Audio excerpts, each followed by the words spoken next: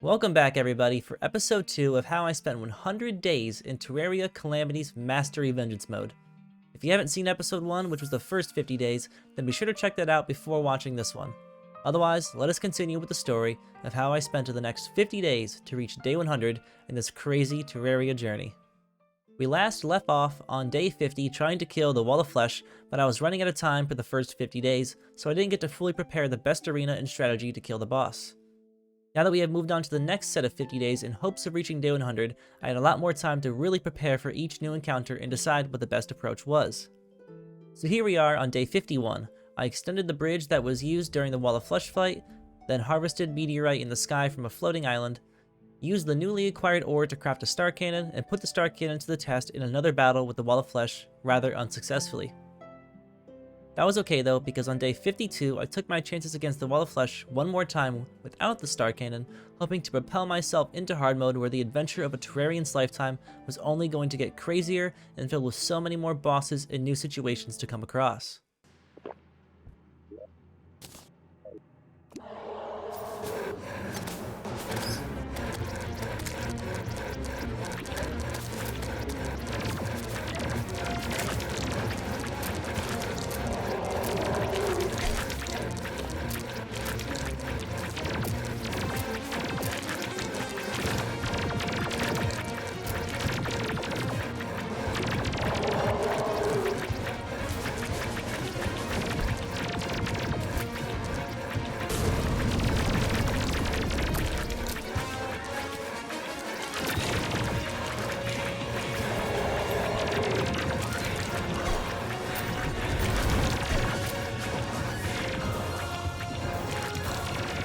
More seconds.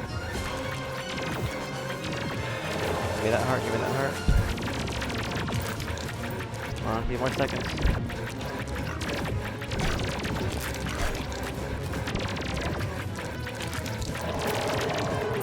Oh, come on, this is it right here. This is dead, for sure. Beautiful. Oh my god.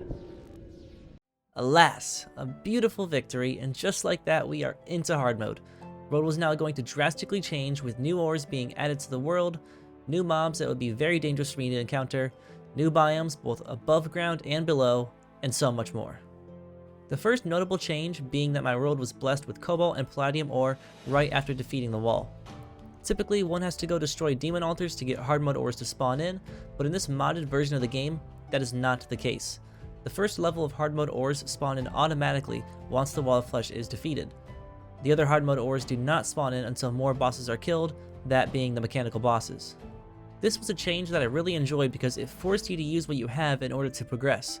It made fights more challenging as opposed to just going right for titanium or adamantite armor as soon as possible. If I wanted that armor, I was going to have to kill at least 2 bosses to make that happen. I had noticed that when I killed the Wall of Flesh, a message on my screen that said a star fell from the heavens, and I had no clue what that meant, but I was eager to find out. Then I got the Sorcerer's Emblem from the wall, as well as the Demonic Heart to increase the number of accessory slots available. Then I took to exploring the above ground world where I soon stumbled upon the site of the fallen star and a brand new beautiful looking biome that housed some rather difficult enemies as well as new ore that I was not yet able to mine. I was definitely looking forward to finding out just what this area had to offer at some point later in the game.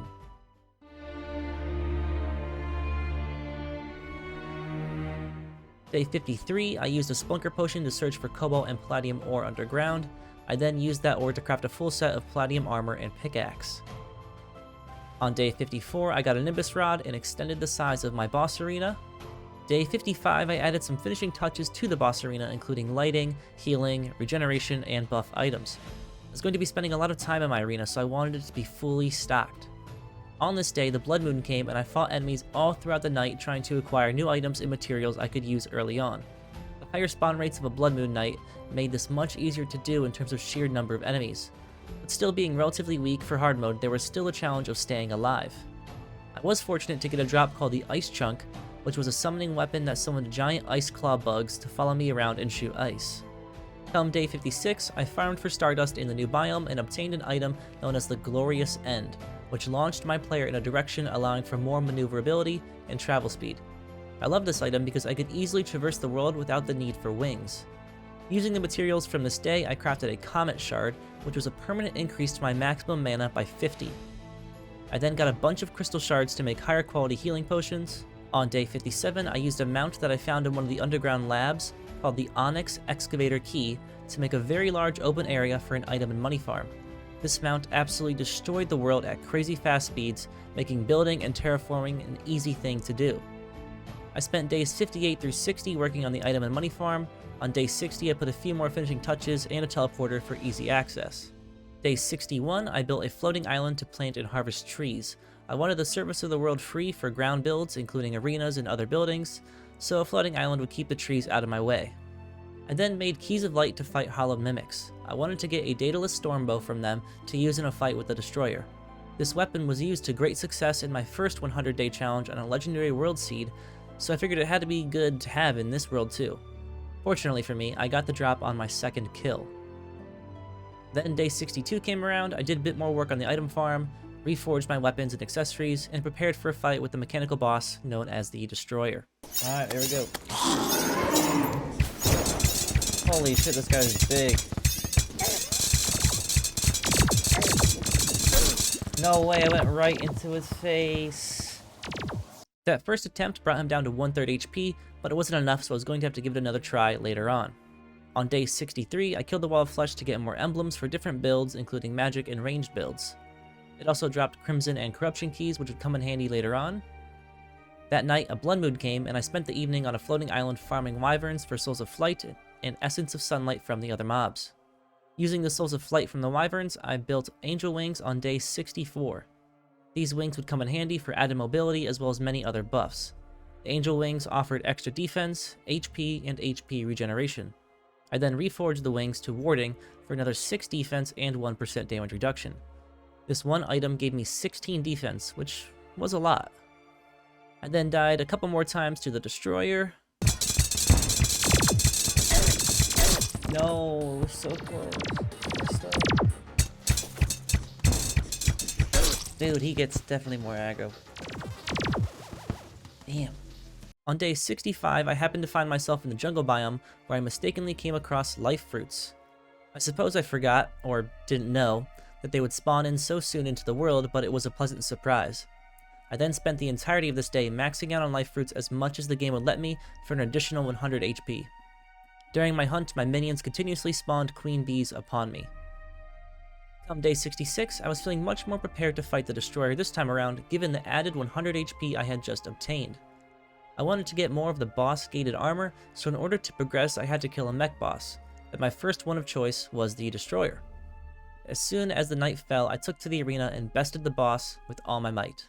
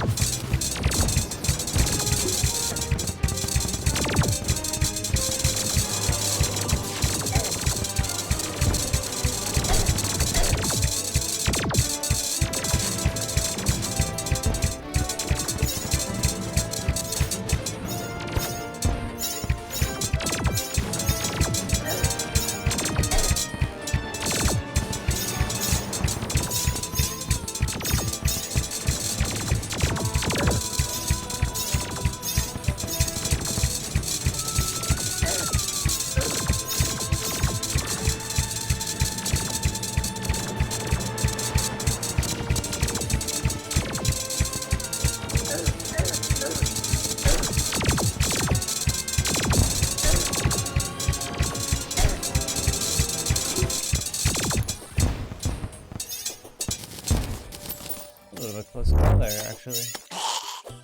Given that the destroyer was now dead, that meant orichalcum and mithril ore was spawned into the world.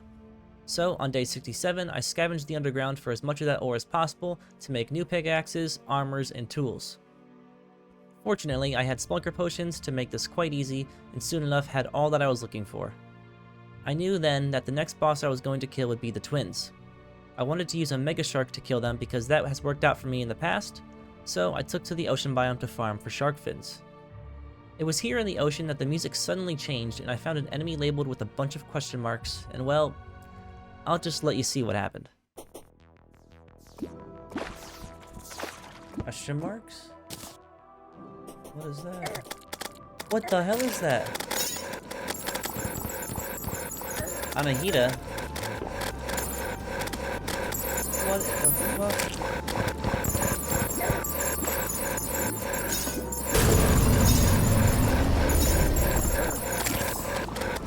What the fuck?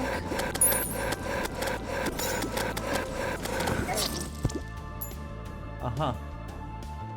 Yep, so just like the hive mind from way earlier in the game, I accidentally spawned one of the new bosses in on me.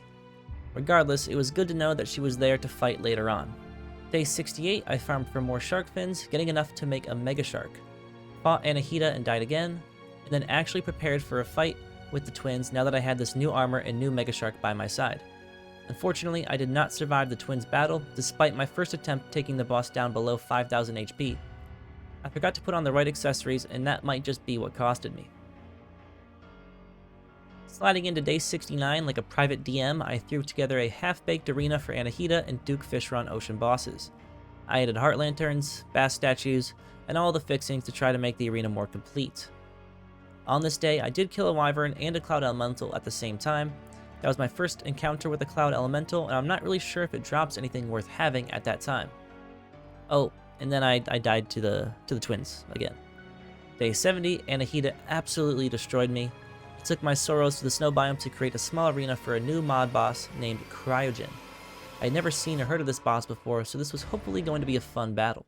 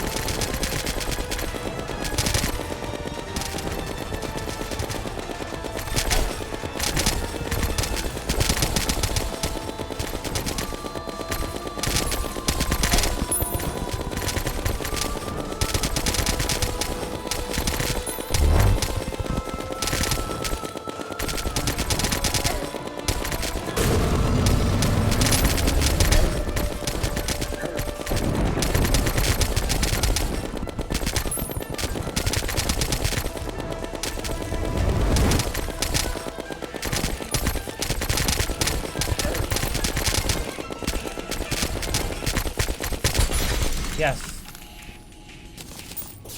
The ice caves are crackling with frigid energy. With the first try victory like that, I had to be pleased, and pleased I was. By defeating Cryogen, the ice caves began crackling with frigid energy, meaning that new ore had now spawned in the depths below. On day 71, I noticed that by killing Cryogen, a new NPC had joined my world named Permafrost. From this new NPC, I acquired a few new items such as Permafrost Concoction, which was a magic accessory to stay alive longer, and an Icicle Trident, which shot multiple piercing icicles and proved to be pretty good.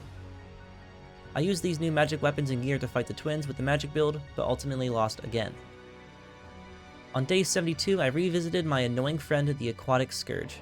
It seems like I've been trying to kill this boss forever since I was able to spawn it in back in pre-hard mode many in-game weeks ago. I used the mage setup that just failed me when fighting the twins to only fail again here with the Aquatic Scourge. So I switched it up and went to a range build to only lose again. Then went back to a magic build and lost yet again. Man, I just couldn't kill this boss. But every time I upgraded my loadout, I had to try because eventually it must work, right? So I cut my losses with the Aquatic Scourge and turned my eyes once again to the soaring eyes of the sky known as the twins.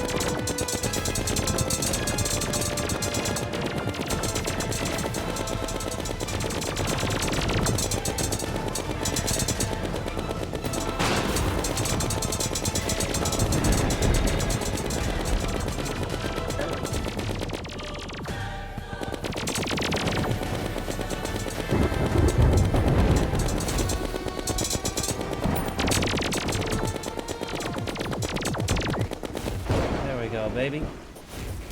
With that well-fought victory, I obtained an accessory that boosted the charge rate for adrenaline, but never actually used it for the foreseeable future. This may have been a mistake, but I guess I won't really know. One thing I do know, however, is that this victory spawned an adamantite and titanium in my world. Thus, I spent the entirety of day 73 underground with my Splunker potions getting both adamantite and titanium to ultimately make an entire set of titanium armor and an adamantite pickaxe. Using the new armor, I thought I might fare better against the Aquatic Scourge, and that assumption turned out to be wrong. On day 74, I did find the new cryonic ore in the underground snow biome that had spawned in from killing Cryogen. I had forgot to actually go look down there, so I spent most of the day mining up as much of it as possible. I then prepared myself that night for a battle with Skeletron Prime. Unfortunately for me, I died fighting Skeletron Prime. I didn't have enough ammo and had to switch to magic mid-fight and had no mana potions on me. I did get very close to getting him down, but he still had 6,000 HP left, which just wasn't enough. Thrust forward to day 75 and I mined more cryonic ore. I used the ore to make full Daedalus armor and Starlight wings. Didn't use the wings too long because I didn't like the buffs they offered.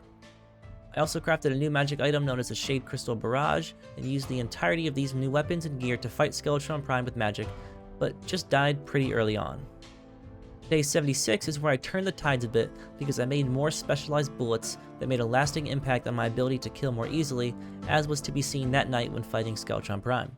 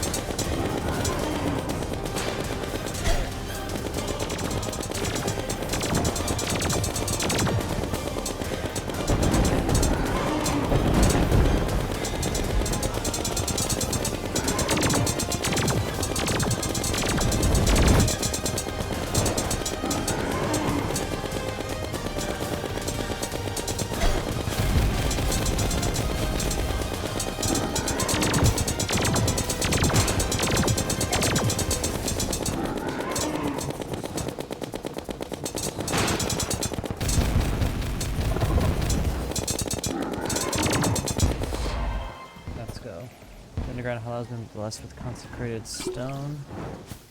With that victory, I was notified that the underground hollow was blessed with consecrated stone, but never actually found out what that meant anytime soon. I did get the message that the jungle grew restless, which did mean that I could fight Plantera whenever I was ready. Given the victory over Skeletron Prime, I was able to craft the Pickaxe Axe, which is capable of mining chlorophyte, which I was planning to make a full set of that armor and gear before fighting Plantera. Then, on day 77, I found the underground skeleton merchant and bought an artisan loaf, which permanently increased the use distance for workstations. Mined a bunch of chlorophyte ore to then make a full set of chlorophyte armor. On day 78, I used the chlorophyte armor in a magic build to fight and die to the aquatic scourge, who has been turning out to be my arch nemesis of Terraria Calamity's master Revengeance mode. After dying, I made a floating, glowing mushroom island for the mushroom man to move in. Day 79, I farmed Essence of Havoc down in the underworld, to be followed by fighting the Calamitas clone and not putting my best foot forward there. On day 80, I made an arena in the underworld to fight the Brimstone Elemental boss.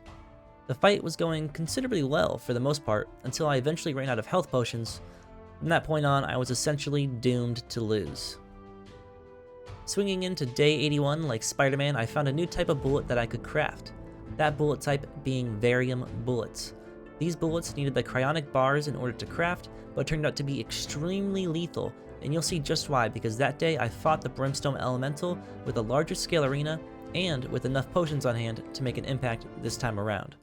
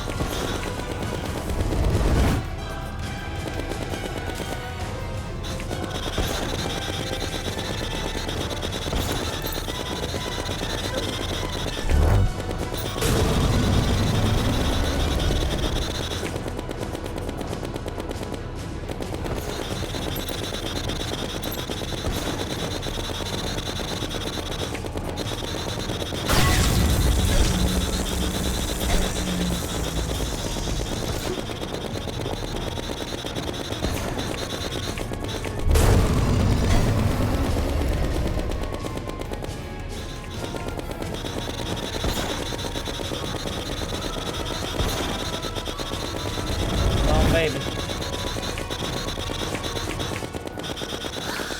Get fucked on.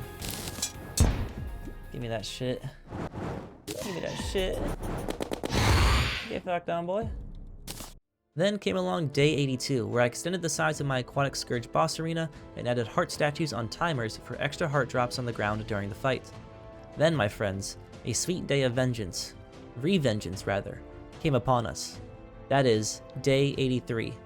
I needn't say more, I will just let you watch and see.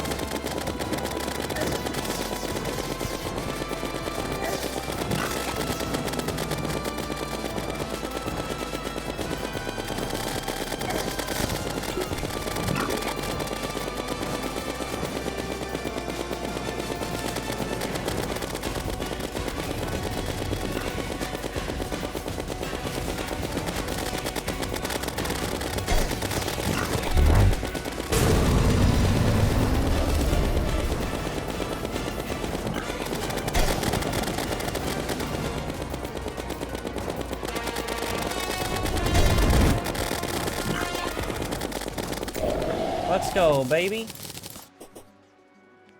The sulfuric sky darkens. Alas, my friends, the aquatic scourge was put to bed, put to rest, put into the dirt, into ashes, into nothingness, as that dastardly creature fell to the might and power of Bartula once and for all. The aquatic scourge dropped an item called the aquatic emblem, which would make exploring the abyss much easier whenever I decide to actually do that. Sweeping over to day 84, I bought a gun from the demolitionist named Deepcore GK2, which was a massive rifle with fast-paced shooting speed, twice as large bullets, and ignored 15 points of enemy defense. I put this new weapon to use immediately, fighting another one of the new bosses from the mod, known as the Calamitas clone.